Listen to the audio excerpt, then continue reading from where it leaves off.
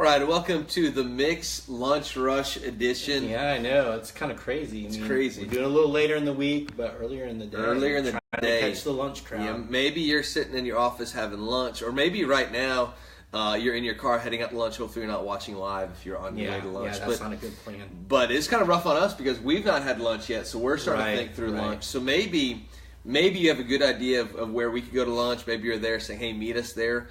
Josh said if you make a good recommendation in the comments, and if we go there to meet you at lunch, he'll buy your lunch. No, he won't. So good job over easy. Yeah, I don't really think that's going to happen, especially since he's wearing his support your local youth pastor t-shirt. Man, okay, you buy He's Josh just asking just a way to buy him lunch. So. But we are thinking about lunch, so if you have some good recommendations, I have some good ideas of where to go, but I'm not sure they're going to be popular with the entire staff. I know, we always have ideas that not everybody else buys into. There's two other staff members that don't like one of our favorites, but I won't say which two they are.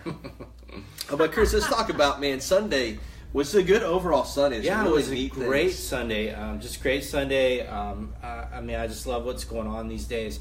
In fact, I love, for some reason, last couple weeks, 9 o'clock service is showing out. I mean, they're showing up. They're just getting involved. I mean, it's I don't know. I mean, used to it was 10:45 was bigger, but I think 9 o'clock's edging them out. I think this week might have been a little bit because of the time change Sunday. That might have factored in. Some people were already awake and said, might as well make the use of this hour. But it's been really encouraging. A lot of energy in that first service. Not 10:45 now that you're doing badly, but the bar's been set high. So 9 o'clock is stepping up their game. Really cool to see that. So, but speaking of Sunday, Chris, we also had an environment that happened after second service. Discover RPC. You've heard us talk about this before. We do once a month at the beginning of the month. We create an environment called Discover RPC. It's just a great opportunity to be able to meet with some families who are trying to connect to Ridgepoint. Maybe they're relatively new. Maybe they've been here for a little while and they're just wanting to learn more about the church.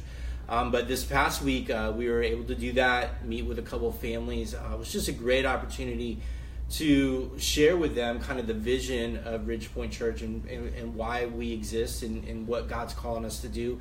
But then also to talk about how they can best connect with us and get involved and just, jump right in and start serving and doing here. So it was a great Sunday. I loved it. So yeah, definitely. Also, you mentioned on Sunday something. Veterans Day is coming up here this weekend. Right. And so a neat way for us to get plugged in and help out right now with some active servicemen and women. Right. Awesome. Yeah. So Veterans Day is coming up on Saturday. And, here at Ridgepoint, we always want to recognize our veterans. The statistic we shared this past Sunday is that I think there's 1.3 million active military personnel.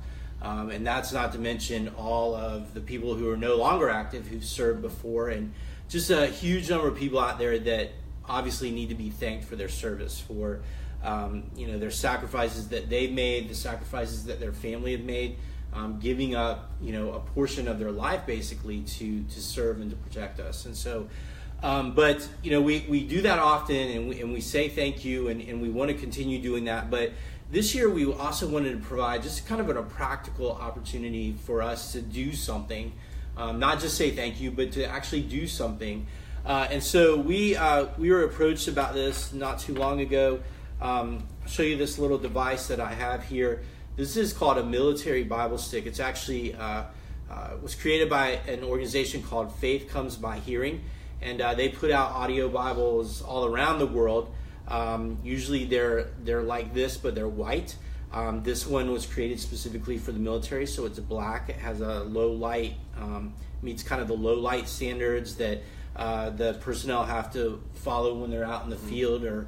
But basically what this is it's the New Testament in audio format with headphones and a battery and all ready to go. All they got to do is plug in and start listening. And it's just a great opportunity to help somebody out who doesn't have regular access to church. Even though we try to make it easy around here by streaming services, they couldn't even do something like that. This is an opportunity for them to just kind of listen and hear Jesus' words, hear the New Testament, and be able to hear what Jesus said. And so if you would like to get involved in this, you can basically put one of these in the hands of an active duty personnel or maybe somebody who's actually in recovery. Maybe they were injured in battle or whatever, and they're in the recovery process. You can put one of these in their hands for $25. And so if you give $25 and you specifically say, this is for the military Bible stick, we're going to make sure that goes directly to them. You can do that this Sunday. You can do that in person this coming Sunday. Or if you want to go ahead and do it now, if you go to give.ridgepointchurch.org, there's a little drop-down thing where it says where you want your donation to go. And it actually says there, a military Bible stick. Donate $25 and it'll go to make sure that one of these gets in their hands. So very good. I heard some good stories even this past Sunday. Yeah, some young people really getting involved in that. That's awesome. It's really cool. So talking about helping people, we just got done with the Trunk or Treat event. We're going into the holidays. There's all kinds of opportunities to help people.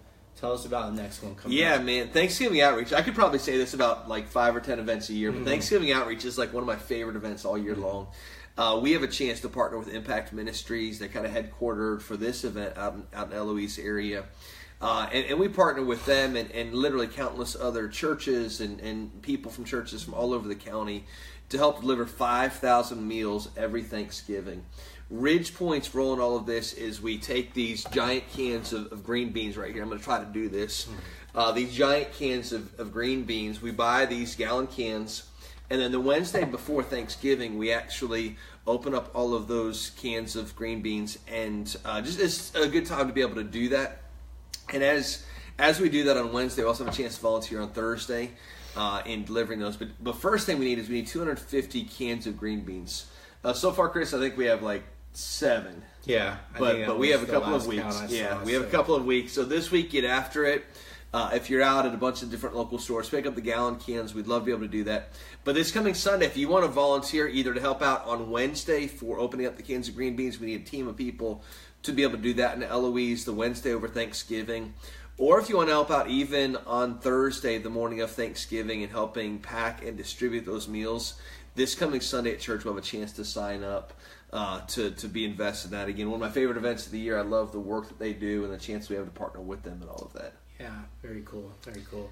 So another big event that we've got coming up, we actually haven't, this is the first time we're actually going to share this with everybody, is we're actually doing a church picnic the Sunday after Thanksgiving. So after Thanksgiving Outreach on that Thursday of Thanksgiving, then that following Sunday, we're actually going to do a church picnic. Just going to be an opportunity for us as a church to get together and hang out.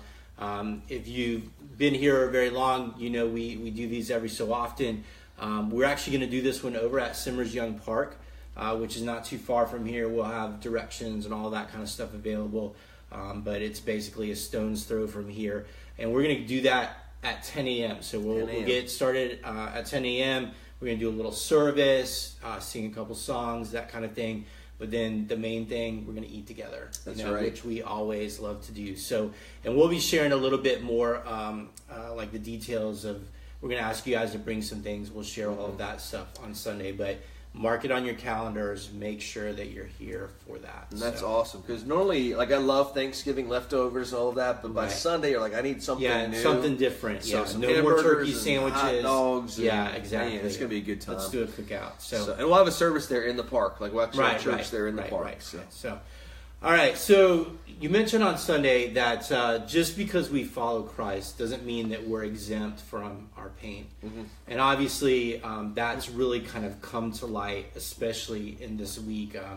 Even while we were having services on Sunday, obviously something huge was happening out in Texas. So talk to us a little bit about how that plays out. This fact that we're not promised that we're going to be exempt from pain. In fact, we were kind of told the opposite. Right. So absolutely. Jesus says he's overcome the world, but in this world we're going to have troubles. We're going to have trials, and we face those trials. And I knew that even as I was, a lot of times in the preparation work for individual messages, I'm kind of thinking about the message and where God's leading me, but also he kind of brings to mind certain families are going through some difficult times and some things they're praying through. And so just in preparation, I had some of those ideas going through my mind of people, stuff that they were going through, and then I wish the promise was there that things were going to be easier. Right. And it's not. I read the Bible entirely all the way through, and it never says things are going to be easy. Mm-hmm. But it does say, Jesus never promises the journey is going to be easier, but he does promise that he's willing to go on the journey with us. Mm-hmm. And that's kind of the beginning of the message where we were kind of going with that. And I was thinking about those families and the stuff that they were going through. But then little did we know that literally while we're meeting in that second service over in Texas, there's going to be a person that was going to start to shoot up a church in Texas.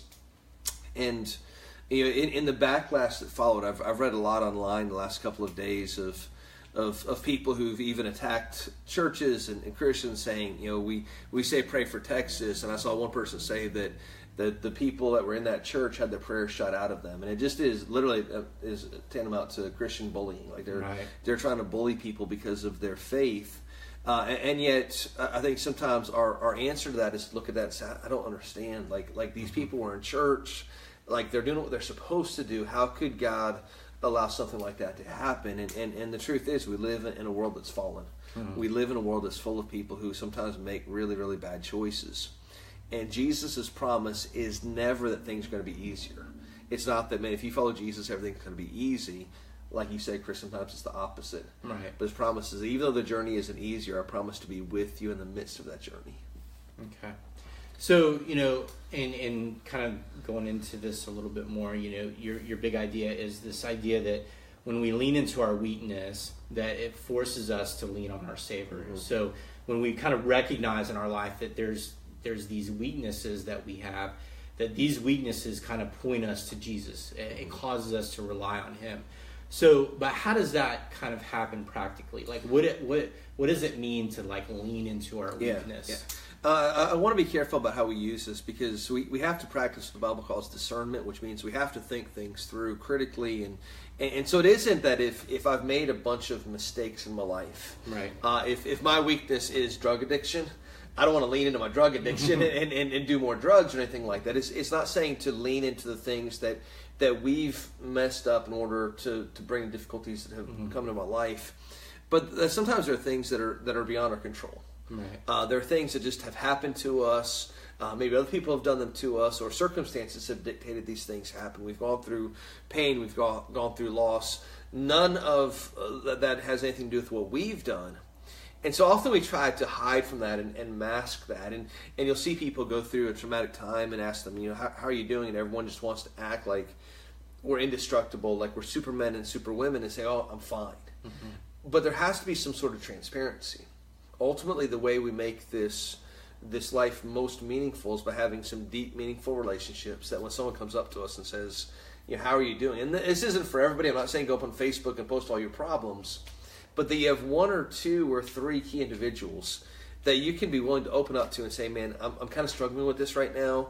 But instead of running from it, I want to lean into it. I want to be transparent. I want to be real and deal with that. Because if I don't deal with it now, 15 years from now, I'm going to be going to counseling about it. Right. And so let me deal with it now. Lean into that weakness. And as I lean into my weakness, it makes me realize I can't do this thing alone. Part of this big idea of I can handle it is, it's not that I can handle it myself, but that through the Spirit working through me, I now have both the ability, because of him and the tools that he's given me, to be able to not just survive in life, but to have success. Mm-hmm. Right. Well, and it's good that you mentioned this idea that we can't do it alone, that we need those people around us to help that, because we've all, basically all this, the last couple of months, we've really been pushing people toward groups. And in fact, if you want to continue this whole idea, this discussion of, what it means to rely on Jesus for everything, in fact, we were having this discussion in my group last night of what it means for, to be, for all of our sufficiency to be found in Jesus. And so we're actually doing a series in our groups that goes right along with the I Can Handle It series called Goliath Must Fall. If you'd like to get connected to one of the groups, you can do that. In fact, we have an online group that's they haven't gotten started on this. They're getting ready to get started on this, and it's a great opportunity for you. Maybe you don't have time to go to a group, but you have time at like 2 a.m. in the morning and you like to just be online and do it. great opportunity.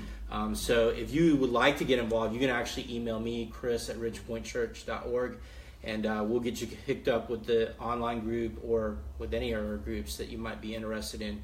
But we still have these books. This is the study guide that we're using in our groups. We also have copies of the book that are available if you want to know more about this whole idea. So absolutely. Now we're getting ready to wrap this up, but back behind the camera we've had Over Easy, Josh himself kind of helping us out today. It's been kind of quiet. I've not had a lot of feedback from our producer, which normally, Chris, it means we're doing evering we're supposed to do. Right. He did tell me to move the green beans at some point. So. Yeah. That's my fault. I pulled it over. That's what a producer does. But Josh, what do you have for us, man? Man, actually, I have a question. First off, that came up from the outreach thing for you guys. Really just asking what time Thanksgiving morning for the stuff. I know there's some varying times. Would you guys want to share a little bit about that real quick? On Sunday morning, we'll actually have a bunch of, this coming Sunday, we'll have a bunch of sign-up sheets. Literally, we start there. Our team is normally, we're the first team that's there. And so there's normally a group of people that get there at between 3 and 3:30 in the morning. That's not everybody. We just need a couple of people to do that. Normally those people do that about every year. But then literally throughout the rest of the day, there are opportunities to sign up. If you're helping with prep, it's normally earlier in the morning. If you're helping delivering the meals, it's an incredible thing where people line up their cars and you're given a packet of information. Here's the homes that you go to, and you can kind of request where to go and all that stuff. But it really is kind of organized chaos. So if you sign up for a specific time, they'll try to fit you in as best they can. Yeah. I think on the sign-up sheets, there's kind of two main shifts for most of what's happening on Thursday. I think the earliest one starts at like 7. It goes like 7 to 11 or something like that. And then there's a later shift that starts at 10 and goes through 2, where you're actually helping clean up and that kind of thing. So those are the two main shifts. Obviously, they're going to try to work with you if you can't fit those things. So yeah. And we're also holding out. We're hoping to get information about the week of Thanksgiving community service as well. But we've not actually heard all the details on that. We mentioned that last week. We've not gotten there yet. Yeah. Awesome. Josh, what about you, man? Yeah, man, I'm excited. Actually, for us, the youth group, we're kind of doing our Thanksgiving celebration with our family fellowship the second Wednesday of each month, and that's actually tomorrow. So really excited. We're having a potluck with our family. So if you have a student between 6th and 12th grade, and we'd love for you to come out with your whole family and kind of a Thanksgiving celebration with us. So what are we eating? It's just anybody bring whatever. Bring some sides and bring some desserts. We've got the turkey. We've got. Because my kids aren't that old, but I'll. We'll bring in the Halloween costume from last week and act like they're a little bit older. And that's it. But I got a kid in that age range. So I know you do. Listen, I like to eat, so that's good. Yeah, I can just pretend I'm your kid. That doesn't really work because I'm older than you. That's true. That's true. So I say just tomorrow, 6:30 to 8. It's gonna be a lot of fun. Tomorrow, 6:30 to 8 Eastern. Over in the portable. Over in the portable. So make sure you're there 6:30 to 8 if you are the parent of a student, or if you're a student. We'd love to see you there. I know a couple of y'all that forget to check your text messages. Make sure you note that right now. 6:30 this coming Wednesday night. Hey, thanks for checking us out on the mix today. Again, hopefully we have some recommendations for lunch because we're about to head out and do that. But thanks for checking us out. We'll see you this Sunday, 9 or 10:45.